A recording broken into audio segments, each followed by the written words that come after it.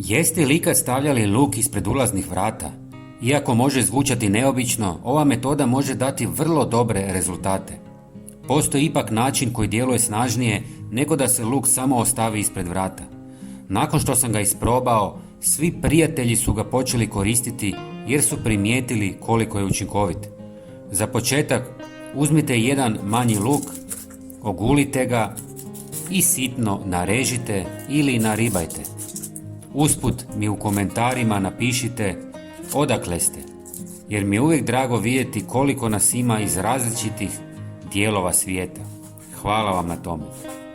Luk možete rezati na manje komade kao ja jer je to najjednostavnije, a po želji ga možete i usitniti u blenderu. Pripremljeni luk stavite u manju posudu. Prelijte ga s oko pola litre vruće vode, dodajte pola žlice crnog papra i pola žlice cimeta. Na kraju ulite oko 200 ml alkoholnog octa.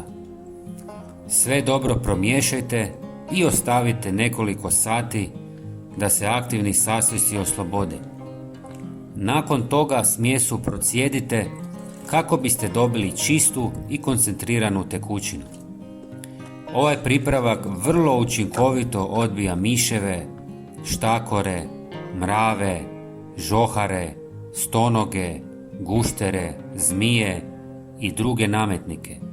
Mirisi ovih sastojaka im jako smetaju pa izbjegavaju prostor u kojem se nalaze. Dodatno, ocat pomaže u dezinfekciji površina koje su možda bile kontaminirate od izmeta, pa istovremeno dobivate i zaštitu i dezinfekciju. Dobivenu otopinu poprskajte ispred ulaznih vrata, oko prozora, u podrumu, u vrtu ili na bilo kojem mjestu gdje ste primijetili tragove štetočina. Ne zaboravite poprskati i pukotine ili otvore u kojima bi se mogli skrivati. Dragi prijatelji, podijelite ovaj savjet s drugima kako bi i oni lakše zaštitili svoje domove. Hvala vam i srdačan pozdrav!